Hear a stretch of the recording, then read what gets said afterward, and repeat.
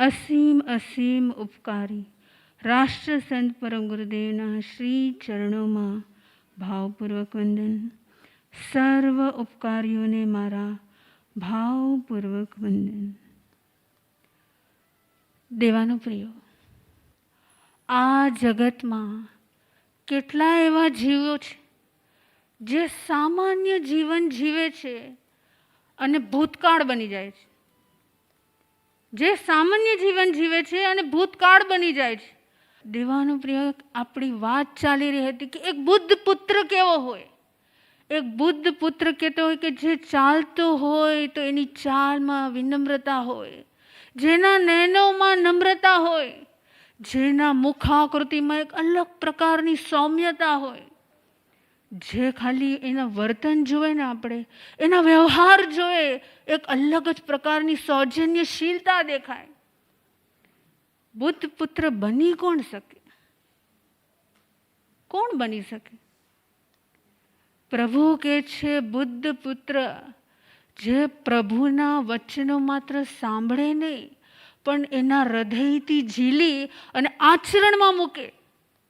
યાદ રાખજો, જે ખાલી કાનથી સાંભળે છે ને તેને વિસ્મૃત થતા વાર નથી લાગતી, પણ જે હૃદયથી સાંભળે છે ને એને જીન બનતા વાર નથી લાગતી. શું કીધું પ્રભુએ? આપણી વાત ચાલી છે બુદ્ધ પુત્ર બની કોણ શકે? તો પ્રભુ કહે છે બુદ્ધ પુત્ર કોઈ બી બની શકે, કોઈ પણ વ્યક્તિ બની શકે. જરૂરી નથી કે એ ખાલી પંચ મહાવ્રત ધારી હોય. સંસારમાં રહીને પણ પ્રભુના, ગુરુના કે કોઈ પણ પંચ મહાવ્રત ધારીના ગુણોને ગ્રહણ કરીને એ સ્વયં ગુણ દીક્ષા લઈ શકે છે. ગુણ દીક્ષા એટલે શું? ગુણ દીક્ષા એટલે શું? દીક્ષા તો સાંભળી હતી માસી. ગુણ દીક્ષા એટલે શું? કે ગુણોથી આપણે અણગાર બની શકીએ. એમના જેવા ગુણો, એમની જેવો આત્મવિશ્વાસ હતો, એમનું જેવો સમર્પણ ભાવ હતો, એમનું જે શ્રદ્ધા હતી, એમના જેવા ગુણો હતા. એ ગુણો જો આપણામાં આવી જાય તો ઓટોમેટિકલી આપણી ગુણ દીક્ષા થઈ જાય. ગુણોથી આપણે અણગાર બની જઈએ. ખાલી વિચાર કરો, જ્યારે ગૌતમ સ્વામીની સમક્ષ પ્રભુ હોય, ગૌતમ સ્વામી પ્રભુ પાસે જાય કે ચંદન બાળા પ્રભુ પાસે જાય, શું માત્ર એમની દેહાકૃતિ જ જોઈ? તો શું કરે? બધા ના તો પાડે, તો કરે શું? માત્ર દેહાકૃતિ ન જોઈ, પણ એમની ગુણાકૃતિની વંદના થતી હોય. ખાલી મારું તન નહીં, તન કરતા પણ તન વંદના કરે ને એની પહેલા મન વંદના કરવા લાગે કે એમના જેવા ગુણો છે, એમના જેવા ગુણો છે, મારામાં ક્યારે પ્રગટ થાય? એને કહેવાય ગુણ દીક્ષા અને એને કહેવાય યથાર્થ વંદના. માત્ર જો બહારથી દેહાકૃતિને જોશું ને તો એ માત્ર એક વ્યવહારથી વંદના કહેવાશે, એક ઇમેજની વંદના કહેવાશે. પણ એક યથાર્થ વંદનામાં એ તાકાત હોય છે જે આપણી અંદરમાં આત્મગુણોનું પ્રાગટ્ય કરાવી શકે. અને એવી જ વંદના કરી હતી કોણે?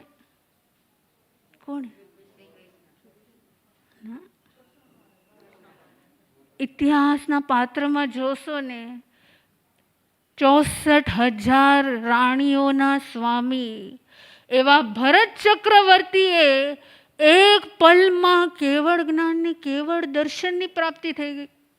વિચાર તો કરો, એમની વંદના કેવી હશે? ખાલી એક જ ક્ષણ. અત્યાર સુધી વિચાર કરો, તમે કેટલી વંદના કરી?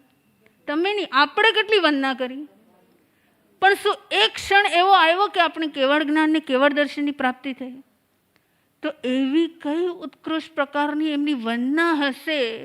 ખાલી વિચાર કરો કે ક્ષણભરમાં કહેવાય છે કે જ્યારે ભરત ચક્રવર્તી સવારે ઉઠીને પોતાના રાજમહેલ બધા કર્તવ્ય પૂરા કરીને રાજદરબારમાં જાય, ત્યાં એમણે સેવકો નિયુક્ત કરેલા હોય. શેની માટે? કે પ્રભુ ઋષભદેવ ભગવાન જ્યાં પણ બિરાજમાન હોય એમના સમાચાર આપે. એટલે શું થાય છે? જ્યારે પ્રભુ જ્યાં પણ વિચરતા હોય એમના સમાચાર લઈને એ સેવકો આવતા હોય. બન્યું એવું કે એક દિવસ ભરત ચક્રવર્તી રાજ દરબારમાં બેસે છે અને બોલાવે છે સેવકોને કે કયો મને મારા પ્રભુના સમાચાર આપો. ઘણીવાર તમારી સાથે પણ એવું બનતું હોય ને, કોઈ ગુરુદેવના દર્શન કરીને આવ્યું હોય અને જેવા હજી તો ઘરમાં એન્ટર પણ ન થયા હોય, સૌથી પહેલો શબ્દ શું નીકળે? શું નીકળે રીટા દીદી? ગુરુદેવ શાતામાં તો છે ને, ગુરુદેવના દર્શન તો થયા ને, ગુરુદેવનો લાભ તો મળ્યો ને. થાય કે ન થાય? સેમ ટુ સેમ બને છે ભરત ચક્રવર્તી સાથે, કે જેવા સેવકોને ખાલી નિહાળે છે, અડધા તો ત્યાં જ સીધા ઊભા થઈ જાય છે ને કહે છે કે બોલો, મારા પ્રભુના સમાચાર આપો. અને કહેવાય છે કે ત્યાં એક સેવક આગળ આવીને કહે છે, માહણો માહણો, હે ભરત ચક્રવર્તી માહણો. એટલે શું? તમને આ જે પ્રભુએ ઉપદેશ આપ્યો છે, સંદેશ મોકલાવ્યો છે કે તમે કોઈ જીવોની શું નહીં કરતા, કોઈ પણ જીવોની હિંસા નહીં કરતા. અને માત્ર ખાલી આ એક વાક્ય કે માહણો માહણો, આટલું સાંભળીને કહેવાય છે કે ભરત ચક્રવર્તી ઊભા થાય છે, ત્યાં ને ત્યાં 8 ડગલા આગળ વધે છે. આગળ વધીને જે દિશામાં મારા પ્રભુ છે એ દિશામાં બેસીને નમોથણમની મુદ્રામાં શું કરે છે? વંદના અર્પણ કરે છે. આવું ક્યારે પોસિબલ થાય? જો આજ સુધી ખાલી દેહાકૃતિ જ જોઈ હોય અને માત્ર દેહાકૃતિ જ જોયા કરશું તો એ માત્ર વ્યવહારની વંદના કહેવાશે. પણ જેમ વાત થઈ કે ગુણ દીક્ષા લઈને એમના જેવા ગુણો છે, એવા ગુણો મારામાં પણ પ્રગટ થાય, એને શું કહેવાય? ગુણ આકૃતિના દર્શન.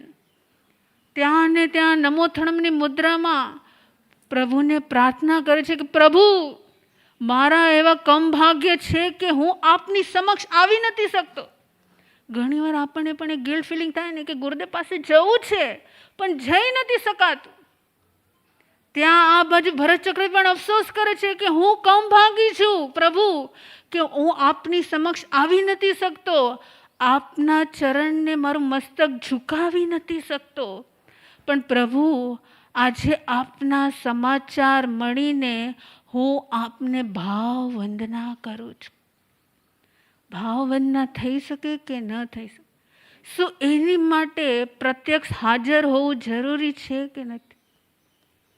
કદાચ દૂર રહીને પણ ખાલી માત્ર આંખ બંધ કરો અને એમની ગુણ આકૃતિ દેખાય કે આટલા અનંત ગુણોના સ્વામી અને ક્યાં હું અલ્પ જ્ઞાની, ક્યાં તે અનંત જ્ઞાની ને ક્યાં હું અલ્પ જ્ઞાની, ક્યાં એ વિરાટ વ્યક્તિત્વ ને ક્યાં હું વામન વ્યક્તિત્વ. ખાલી આટલા શબ્દો નીકળે ને આપણા મુખમાંથી, ઓટોમેટિકલી એક અલગ જ અહોભાવ નીકળી જાય. એ તાકાત છે ખાલી એક યથાર્થ વંદના કરવાથી.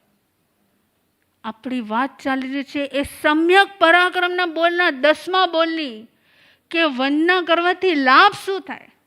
હજી આ બાજુ વાત ચાલી રહી છે ભરત ચક્રવર્તીની, હજી અહીંયા પૂરું નથી. હજી બીજો સેવક આવે છે અને બીજો સેવક કહે છે કે પ્રભુ તો વિનીતા નગરીમાં વિચરણ કરી રહ્યા છે. ક્યાં વિચરણ કરી રહ્યા છે?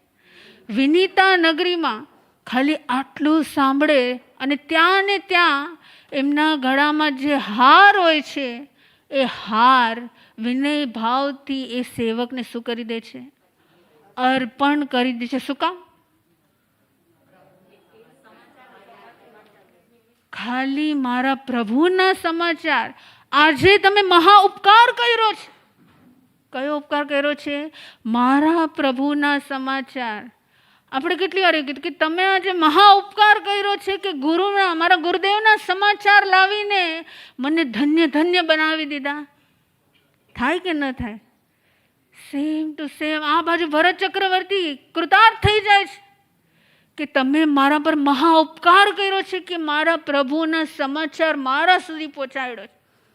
અને કહેવાય છે કે આખું રાજ દરબાર એમની આ વંદનાને ખાલી જોતા જ રહી જાય છે, જોતા જ રહી જાય છે. આ હોય છે બુદ્ધ પુત્ર.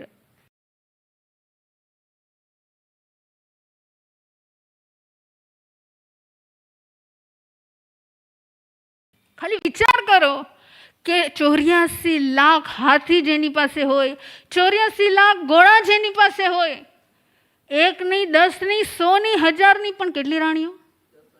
64,000 ઇન્દ્રિયોના રાણીઓના જે સ્વામીનાથ હોય, છતાં પણ આટલો વિનય ભાવ અને માત્ર આટલી યથાર્થ વંદના કરીને એ આરીસા ભવનમાં જાય અને એક વીંટી સરી જાય અને પલભરમાં કેવળ જ્ઞાન અને કેવળ દર્શન થઈ જાય. અત્યાર સુધી કેટલી વાર વીંટી સરી કે સરી જ નથી, કે રાહ જોવાય છે કે એક દિવસ સરશે ને મારું પણ કેવળ જ્ઞાન ને કેવળ દર્શન થઈ જશે. ખાલી એ વિચાર કરો, એ સીન કેવો હશે, એ પ્રસંગ કેવો હશે, ઘટના કેવી હશે કે રાજાએ એવી કેવી યથાર્થ વંદના કરી હશે નમોતણના ભાવથી કે ખાલી વીંટી સરી જાય અરીસા ભવનમાં અને ત્યાં ને ત્યાં કેવળ જ્ઞાન અને કેવળ દર્શનની પ્રાપ્તિ થઈ જાય. યાદ રાખજો, એક હોય યોગનો વિનય અને એક હોય યોગનો અવિનય. આપણા યોગોથી એટલે કે મનથી, વચનથી અને કાયાથી જો વિનય થતો હોય ને તો એ કર્મ બંધ અટકાવે છે, એ કર્મ બંધ અટકાવવાનું કારણ બને છે. પણ જો એ જ યોગોથી એટલે કે મનથી, વચનથી ને કાયાથી આપણાથી જો અવિનય થઈ જાય તો એ જ યોગો શેનું કારણ બની શકે છે? કર્મ બંધનું કારણ બની શકે કે ન બની શકે? હવે કોના હાથમાં છે? કર્મ બંધ કરાવવું કે ન કરાવવું કોના હાથમાં છે? જો યથાર્થ વંદના થતી હોય ને, જો એ એક યથાર્થ વંદના થતી હોય ને તો વિનય ભાવ લાવવો ન પડે, શાંતિ લાવવી ન પડે. તમે ઘણીવાર ઘરમાં જોતા હશો, બે વ્યક્તિ એક જ ઘરની હોય, એક વ્યક્તિ આવીને જોરથી ગ્લાસ મૂકે અને તમને ગમે કે ન ગમે? ન ગમે, બધાને ન ગમે, રાઈટ? અને બીજી વ્યક્તિ આવે, એ જ ઘરની બીજી વ્યક્તિ આવે, બે હાથથી ગ્લાસ હાથમાં હોય અને તમારા ટેબલ પર મૂકીએ અને તમને બે હાથેથી કે હવે તમે ગ્રહણ કરો, ગમે કે ન ગમે? તો તમે અત્યાર સુધી પહેલું ઓપ્શન કર્યું કે બીજું ઓપ્શન કર્યું? મારે તો એ સાંભળવું છે. બધાને ગમે તો બીજું ઓપ્શન, પણ તમે ભૂતકાળને યાદ કરો, પાસ્ટને યાદ કરો, ક્યાંક ને ક્યાંક આવેશમાં કે કોઈ પણ અવગુણ વશ એ જોરથી ગ્લાસ મુકાણો હશે કે નહીં મુકાણો હોય? જાગૃતિ દીદી, પેન છે તમારી પાસે? પેન કાઢો.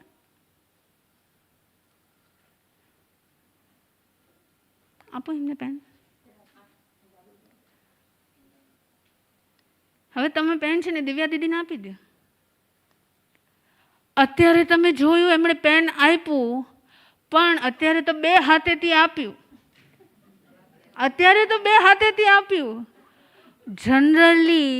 જનરલી કેવી રીતે અપાતું હોય?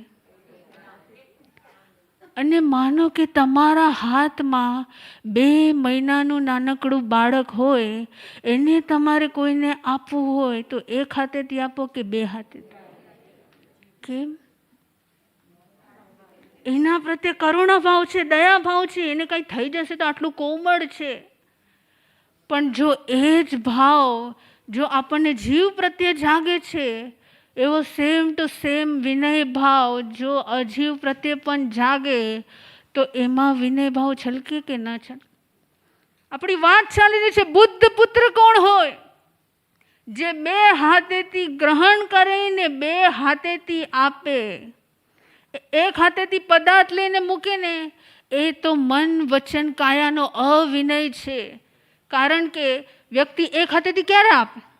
લે, તારે જોવે છે ને જલ્દી લે, કહેવાય ને, એક પ્રકારનો એક નીકળી જાય ને મોઢામાંથી, તને જોવે છે ને જલ્દી કર, જલ્દી લે મારા હાથમાં. પણ 2 હાથેથી માનો કે તમે આપતા પણ હશો ને, તમે સ્વયં ચેક કરજો કે તમારા ભાવો આખા અલગ હશે.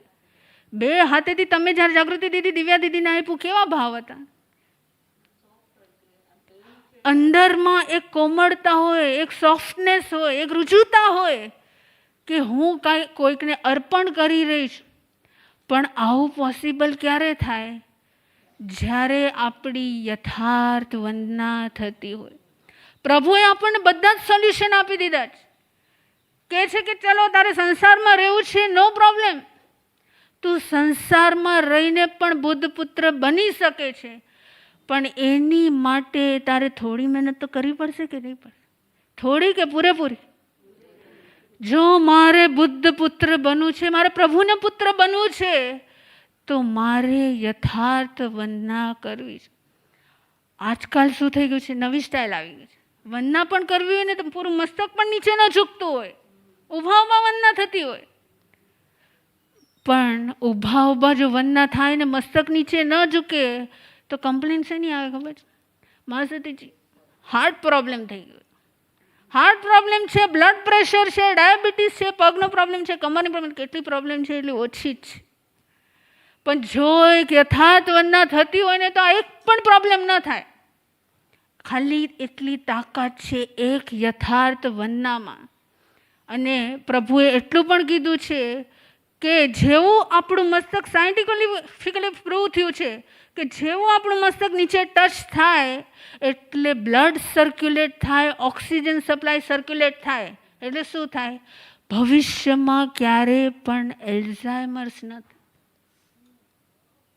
આ કેટલાને આ વાત ખબર હતી?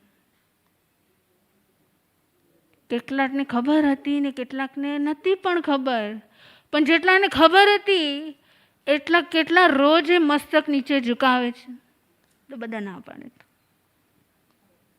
ઘણા પુરુષાર્થ કરે પણ છે, પણ જો ખબર હોય અને ન કરે, અને ન ખબર હોય અને ન કરે, બંનેમાં ફરક કે નહીં? એક સમજદારને ખાલી એક વાક્ય કહી દે ને સમજી જાય ને કરવા લાગે, અને એક અણસમજને ગમે એટલી વાર કહીએ અને તો પણ ન કરે તો શું કરે? કોઈએ પૂછ્યું પ્રભુને કે મારે મારા સમયને સાર્થક કરવો છે, એની માટે મારે શું કરવું? કોઈએ પ્રભુને પૂછ્યું, પ્રભુ મારે મારા સમયને, કારણ કે મનુષ્ય ભવ ક્યારેક જ કોઈકને જ મળે છે, આ દુર્લભ ભવ જો મને પ્રાપ્ત થયો છે તો મારે એને સાર્થક કેવી રીતે કરવું, એને શ્રેષ્ઠ કેવી રીતે બનાવવું? તો એની માટે પ્રભુએ શું કીધું હશે? શું કીધું હશે? આપણી એક જ વાત ચાલી રહી છે, એક યથાર્થ વંદના કર તો તારો સમય સાર્થક થઈ જશે.